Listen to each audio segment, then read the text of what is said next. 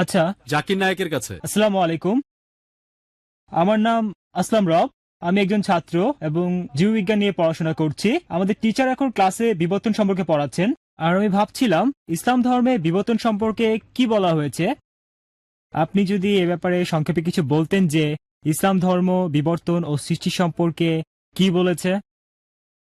ভাই একটা প্রশ্ন করেছে, তবে তার আগে আমি ডক্টর উইলিয়াম ক্যাম্বেলের কিছু কথার উত্তর দিতে চাই। পবিত্র কোরআনে কোথাও আলেকজান্ডার নাম উল্লেখ নেই, বলা আছে জুলকার নাইন, আলেকজান্ডার না। যদি লেখক এই ভুল করে থাকেন তাহলে সেই দায়ভারটা হচ্ছে লেখকের। এখানে মানুষ ভুল করেছে, ঈশ্বর কোনো ভুল করেননি। আর ডক্টর ক্যাম্বেল বলেছেন যে বাইবেলের আয়ায় আছে পৃথিবী গোলাকার, কোনো সমস্যা নেই। এটা গোলাকার, বর্তুলাকার নয়। এক জায়গায় বাইবেল বলছে সমতল, আরেক জায়গায় বলছে গোলাকার। যদি দুটো অনুচ্ছেদই মেনে নেন তাহলে সেটা দেখতে ডিস্কের মতো। দেখেন, এটা কি পৃথিবীর মতো দেখতে? এটা গোলাকার আবার সমতল, এটা পৃথিবীর আকার নয়। কোরআনের আলোকে জীববিজ্ঞান আর বিবর্তন। ভাই এখানে দুটো প্রশ্ন করেছেন, আমি জানি না দুটোর উত্তর দিতে পারবো কি না। আচ্ছা দেখা যাক, কোনটা প্রথমটা না দ্বিতীয়টা, জীববিজ্ঞান না বিবর্তন? একটার উত্তর দেন, আপনি বিবর্তনটাই ঠিক করবেন ভালো নাকি সে? হবে। প্রশ্নটা বিবর্তনের উপর, তাই বিবর্তন নেই বলেন। প্রশ্ন দুটো, প্রথমে জীববিজ্ঞান পরে বিবর্তন। 10 মিনিট সময় দিলে আমি দুটোর উত্তর দিতে পারবো। আপনি 5 মিনিট সময় পাবেন, এর মধ্যে উত্তর দেন।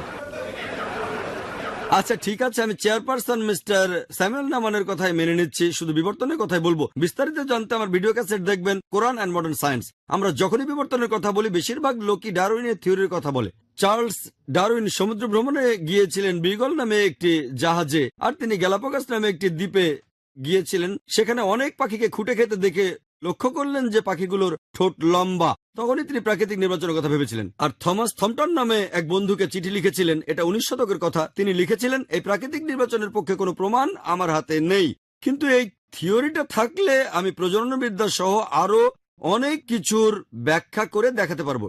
ডারউইনের থিওরি আসলে প্রমাণিত সত্য নয়, এটা শুধু একটা থিওরি। আমি আমার লেকচারের শুরুতে পরিষ্কার করে বলেছিলাম, কোরআন কোন থিওরির বিপক্ষেও যেতে পারে, কারণ থিওরি পথ বদলাতে পারে, কিন্তু কোরআন কোনো প্রতিষ্ঠিত সত্যের বিরুদ্ধে যাবে না। আর স্কুলে আমাদের শেখানো হয়েছে ডারউইনের থিওরি একটা বৈজ্ঞানিক সত্যি, এটা ঠিক নয়। এই থিওরির পক্ষে কোনো প্রমাণ নেই, এখানে অনেক ফাঁক আছে। আর কেউ কেউ বন্ধু বা সহকর্মীদের সাথে ঠাট্টা করে একথা বলে যে তুমি যদি ডারউইনের সময় পৃথিবীতে থাকতে তাহলে ডারউইনের থিওরিটা প্রমাণ হয়ে যেত। আসলে তাকে বলা হচ্ছে দেখতে বাঁদরের মতো।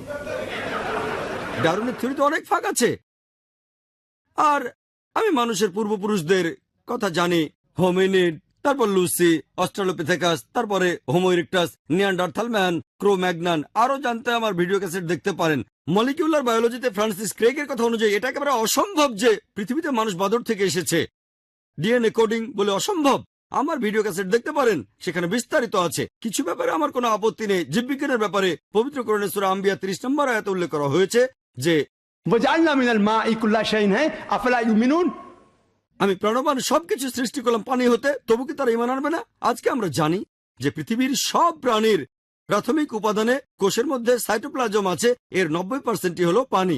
পৃথিবীর সব ধরনের প্রাণীর শরীরে আনুমানিক 50 থেকে 90% হচ্ছে পানি। চিন্তা করেন, আরবের সেই মরুভূমিতে কে ভাবতে পারতো যে সব প্রাণী পানি দিয়ে তৈরি? কোরআনে কথা বলেছে 1400 বছর আগে। ধন্যবাদ ডক্টর নায়েক। ধন্যবাদ। ধন্যবাদ, ধন্যবাদ ডক্টর নায়েক।